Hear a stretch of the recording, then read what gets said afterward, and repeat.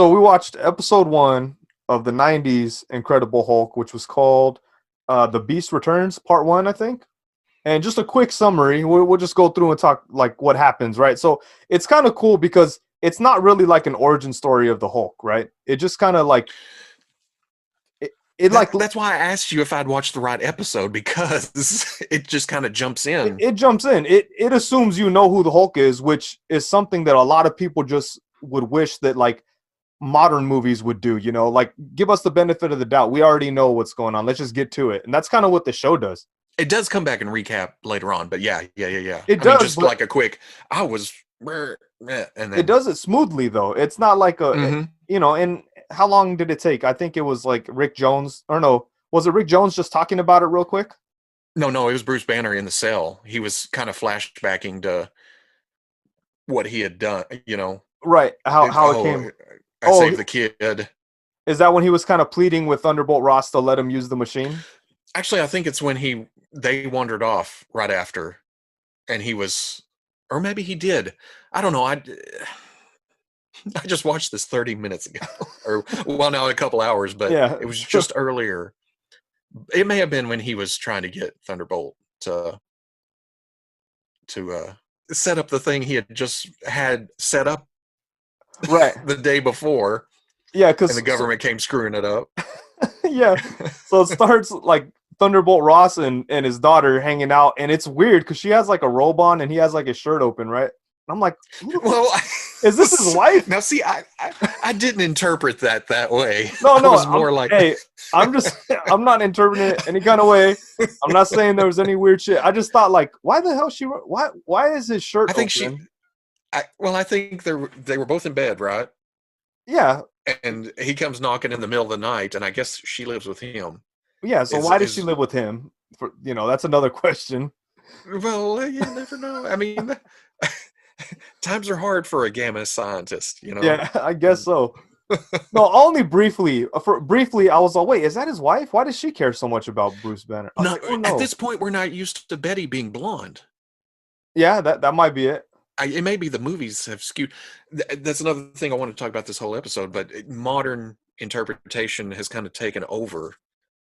You go back and watch something from the 90s and you think, oh, shit. Yeah. That was how it was back in the day. Yeah, that's true. Yeah, but seeing Betty blonde threw me off. Yeah, maybe that's what threw me off too, because I was watching and I was like, just for a second, you know, I was like, why does she have a bathrobe on? His shirt's open and they're fucking being weird. But and then but it's kind of cool. So he was like, no, we have to go stop, you know, typical Thunderbolt Ross stuff. Like, we have to stop Banner because he's a threat to national security and possibly the world.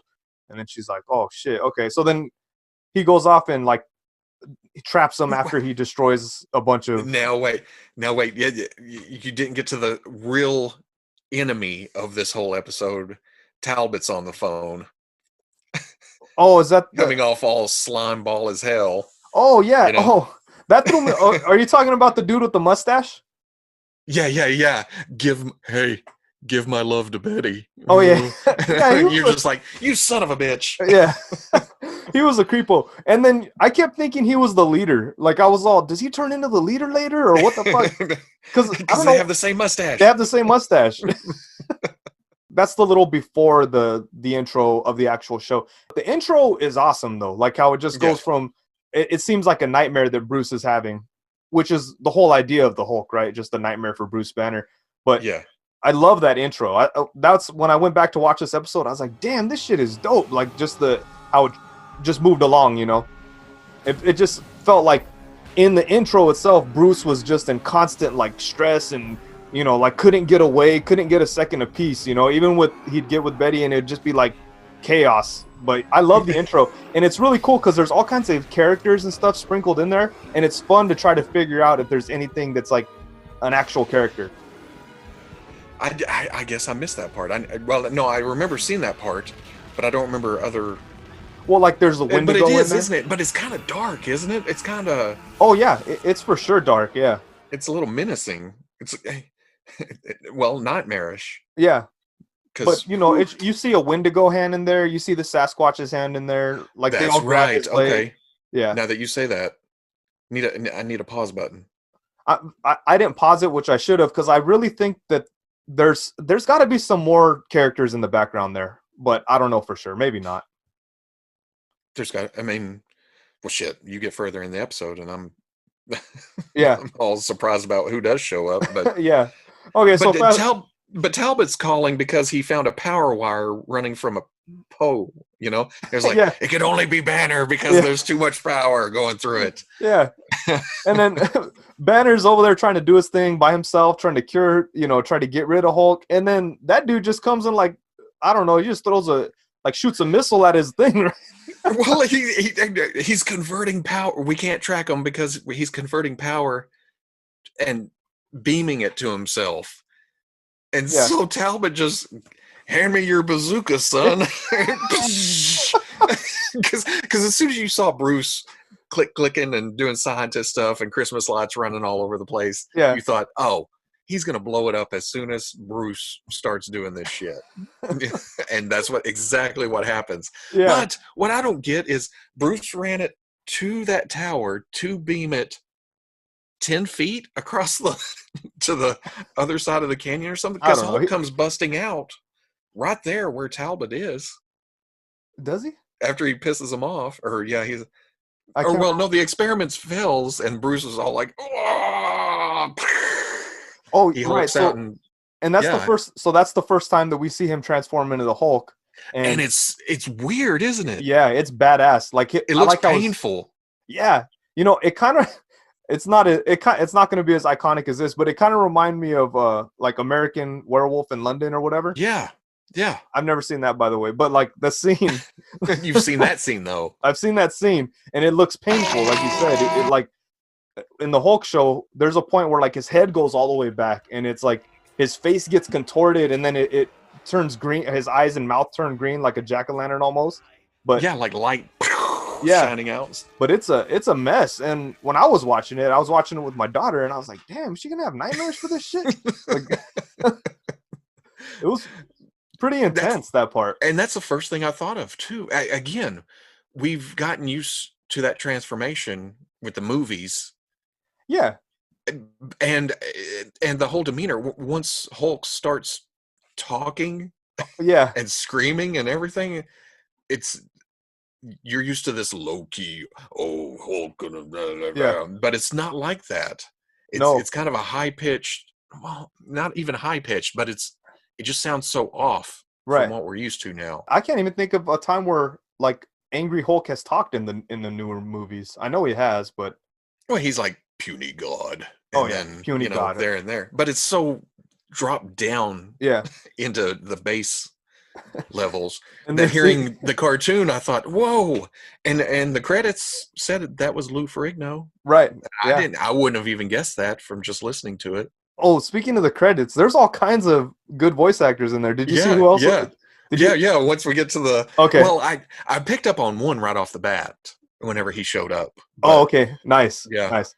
But the Hulk smashing in that scene is just, it's very smashy. Oh yeah. You can't tell what's going on, right? No. It's just explosions. Until Betty calms him down. Then they take Bruce to like a detainment center or whatever, and then Bruce convinces Thunderbolt Ross to let him use equipment to try to cure him from being the Hulk. And as an adult, as a parent now, do you kind of take, from Thunderbolt's point of view, yes, he's protecting humanity and all this, but it almost seems like he's mostly trying to keep Bruce away from Betty, or Hulk away from Betty. Yeah. He's trying to protect his daughter. Yeah, is the feeling I got, but at the same time, it's like I want to kill this guy so he won't hurt my daughter. Yeah, well, okay, in the cartoon, I could see how you get that, but anytime I watch a cartoon, I kind of feel like the rest of this character's history is kind of still attached in there. So like, because Thunderbolt Ross I feel like he's a piece of shit no matter what, So I can see that. Like, there's been times where he's risked Betty to try to get Bruce. I know, but not in this. I mean, in this episode, he comes off as more of a protective parent. Yeah, he does. would do anything. He does in this episode, but I still, when I see that, I'm still like, nah, you're a piece of shit. I know eventually you're gonna try to do something. You don't really care about her. You just, even though it may never get to that. And in this show, he might be the protective father the whole time, right? And that'd be kind of cool. Yeah, but he was shitty in the movie. Yeah. Was the first one with Sam Elliott? Well, both of them he was kind of shitty, but in the Sam Elliott one. The Sam Elliott one? Yeah, the first one with Eric Bana and Jennifer Connelly. Oh, man. I forgot about that one. It was almost using, if I remember right, that whole, because at the end she wasn't even talking to him because she realized he was just using her to try to get at Hulk. That's the Ang Lee one, right? Yeah. Okay. Right. In that one, Talbot's a slimy piece of shit too, because he's a Betty. Oh yeah. Oh, and later in the cartoon, he's like grabbing on her. She's like, "Get off me!" And he's like, "Yeah." The Hulk was getting mad, so it was something they did intentionally, right? Because the Hulk reacted when the dude grabbed her. But anyway, so we're jumping ahead. So he's back in the detainment center, and he convinces them to let him use the thing. And I think at that point, is that when we see the leader? Yeah, because he's watching them talk and talking about, oh, you can't get rid of Hulk because I want Hulk's power or something. Yeah, he said it's his he said he created the Hulk, so it's his God-given right to have the Hulk's power.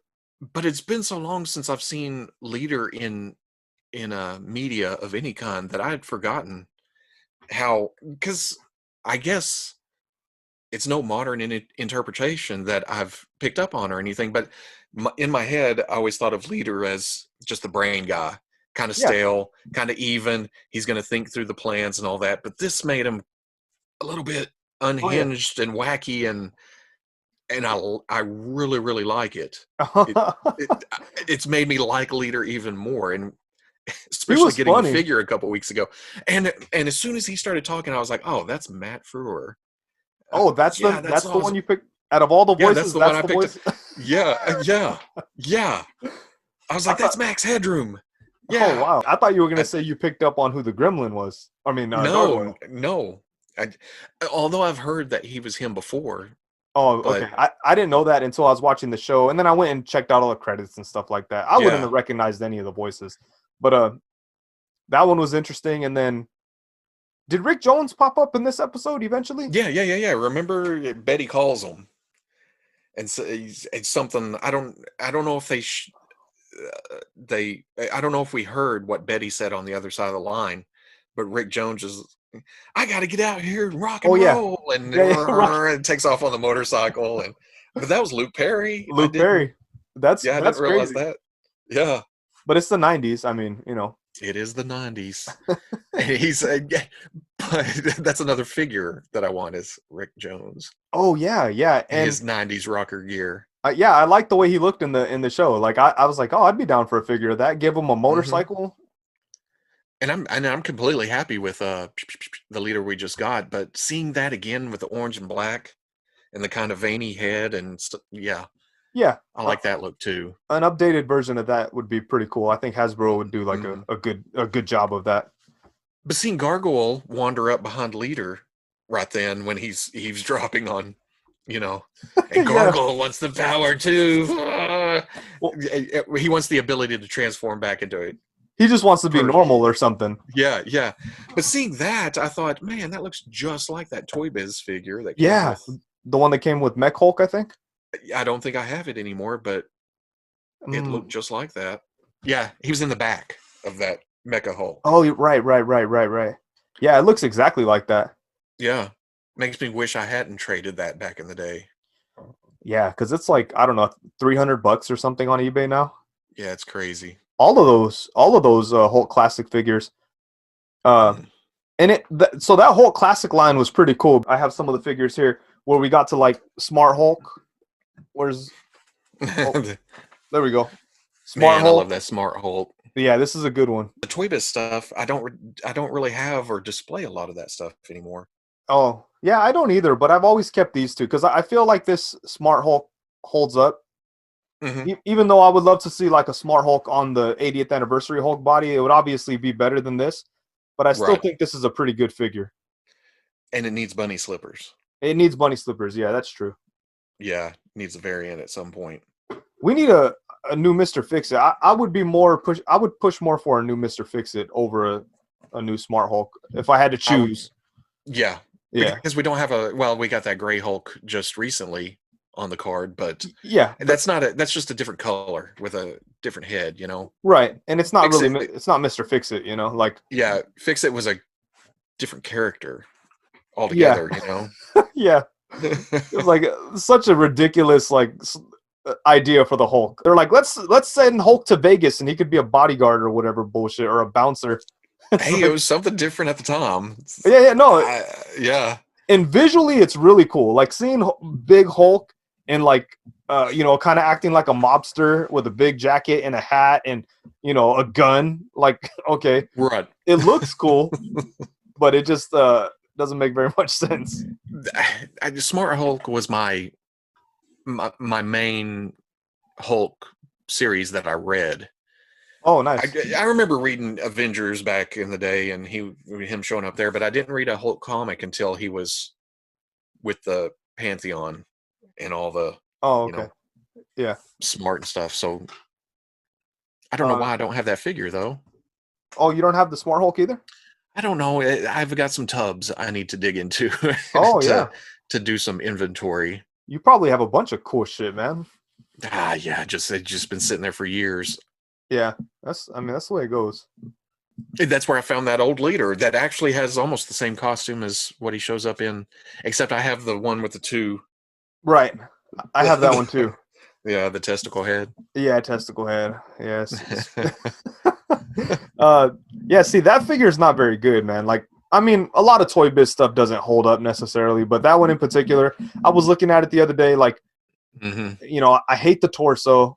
I hate the stubby finger fist deals. I don't know. Long and lanky. Oh yeah, lanky and just weird looking. But again, it's always cool to bust those figures out and just kind of look at them and go, "Wow, this is what we were going crazy about back then." Yeah, but there's still a bit of nostalgia to it too. Oh, because yeah. I was looking at that face, I was like, "That's amazing.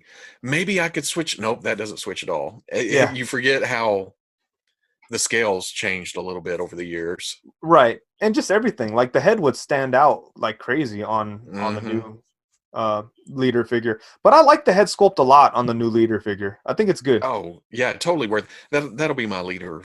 Yeah. Unless they do eventually go back for a more classic version or something.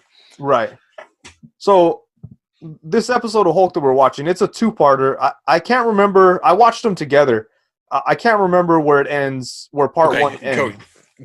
Leader scheming, gargoyles, behind him being a lackey, but not really, just kind of popping off at the mouth a little bit. Yeah, he's talking all kinds of shit. So Leader knows what's going on. Bruce is trying to get rid of the Hulk, and Bruce gets in the floaty chair, and Leader gets pissed off and sends in an abomination. Oh yeah, through the sewers in the desert. I don't. Yeah, I don't. But and then Abomination pops out, and he looks cool, but he's not that big. No, and really, when he hulks out, Hulk's not that big either. Again, we're so used to seeing them get huge. Yeah. In modern times that you forget that they weren't always bigger than everybody else. But Abomination kind of busts in and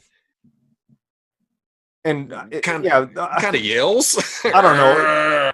The Abomination is weird, but I do like the way he looks, and he looks exactly like the Hasbro Raft version of Abomination. Like the colors and everything. It's like, they could have like based it on the animated series right there. It looks just like it. I like the proportions in the cartoon a little bit better though. I've never liked that Abomination's legs. Oh, they're too stubby, short. For that body. But Abomination pops out and starts destroying stuff and accidentally knocks over the thing that knocks the power out again. Does he? Bruce is about to do his experiment and knocks the power out again. But then he grabs Betty though, and that's what makes he grabs Betty, and he picks her up, and kind of, and then puts her down behind him. Very as gently. Hulk comes flying in. Yeah, if you're that much of an abomination, it would have just been snap. What you gonna do now? Hulk flies in. They get into a fight, but it doesn't. It just, and the leader has a thing behind Abomination's ear telling him what to do. I am your leader. We get it. You're the leader. Yeah. His backstory is he fell off a scaffolding and got his helmet caught and fell into the gamma acid or radiate something, the vat of gamma. I don't know. I don't even remember that part. Yeah. Because I thought he was in the bunker, but I think that was Talbot. Now that I think back about it, yeah, because the mustache. Are you sure? Yeah, I don't know. He may have been in there. Because why does? Oh well, and you know what? I need to rewatch it now because Leader claiming that he created the Hulk. Yeah, that may have been him at the that closed the shutters or something. I can't remember, but he had something to do at the bunker. But yeah, he fell off into a vat and then came out intelligent. Yeah, but then it goes, and then it ends right after that because he's Abomination, come back or something. Yeah, he was like, oh, never mind. Like, it's okay. Just come back. Yeah, crawl back in the sewers. Come back because he sees Thunderbolt with that gamma weapon strapped to his chest. Yeah, he's walking around with that shit, like, and then he just fires it. Like, I don't even think he aims. He just fires it. He just points and like fuck everybody else because he's killing tanks. I think he takes out 2 of his own tanks. Yeah, well, I think at one point it hits Hulk, and then Hulk flies back and hits a tank or something. Oh, is that because? I think so, but that gun was insane. Like it was like it went all over his back. There was like a brace over his shoulder, 2 handles, all kinds of shit. He needed to use that gun. And then did you get to the point where it got too hot and you had to let it go? No. That cuts off because Hulk's down. Abomination has crawled back in the sewers, and Hulk's looking up, and I think Thunderbolt's charging up, ready to shoot. Okay, again. Well, spoiler. I'll give you a spoiler real quick. The gun gets too hot, so he has to put it down. He's like, "Oh, ow!" And he puts it down. No. Because it was originally it was mounted on some kind of tripod or something, wasn't it? Where they wheeled it in and was pointing it, and then when the Abomination comes in, it gets knocked down, and then the next time you see it, Thunderbolt comes walking in like.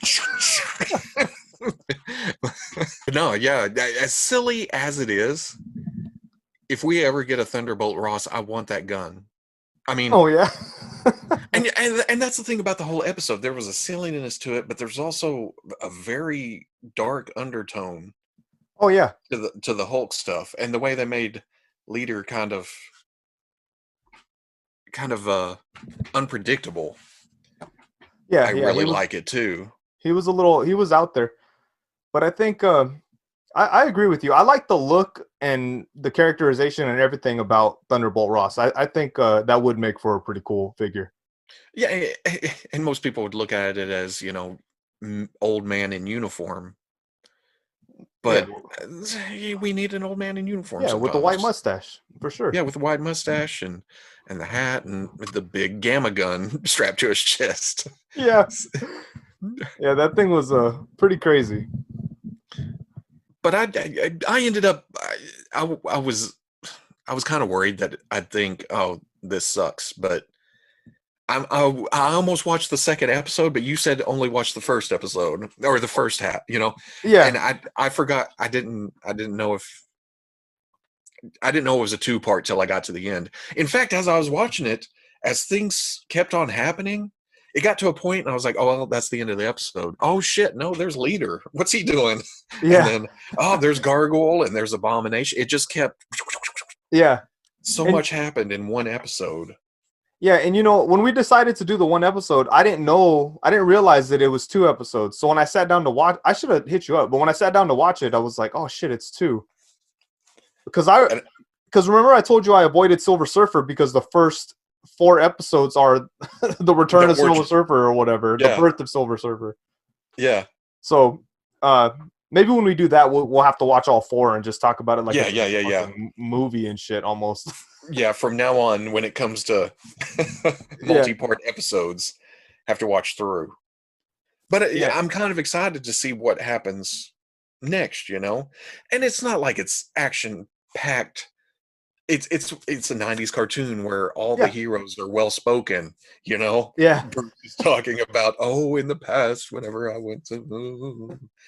so that kind of took me out for a second, but at the same time, it's a cartoon based on a comic book, Yeah, there will be words. There will be words. Yeah, there will. But no, I think it's good. Like I was watching it, I was like, oh, okay, yeah, this was cool. Like it was fun, it was funny. There was the a little bit of a dark undertone, like you said, that where you're like, wait a minute, like is this okay for kids or because like my daughter gets not upset, but she gets weirded out about the randomest shit, like so when we were watching it, I was like, damn, is she gonna like get pissed off, or are we gonna have to turn this off? But we ended up watching a couple episodes. This was before you and me planned to do this. I watched maybe 5 or 6 episodes, but we were into it. So I think it's a cartoon that holds up like pretty well. Yeah, whatever. But yeah, so I think we covered the toys, tunes, and beards now at that point. Yeah. Lots of tunes, lots of toys. Yeah, little beard. Yeah. So Transformers episode 1 next time. Transformers episode 1. Yep. Okay, cool. Give it a shot.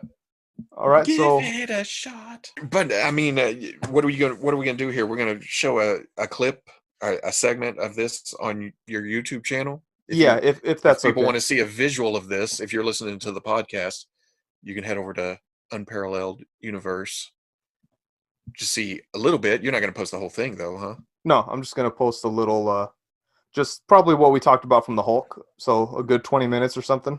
Right. And if you're watching the video of this, you can see the whole thing that goes on for, well, I don't know how long we've been talking by now, but yeah, you can see the whole podcast over on the Fwoosh front page or the Fwoosh on Spotify or iTunes or whatever Google's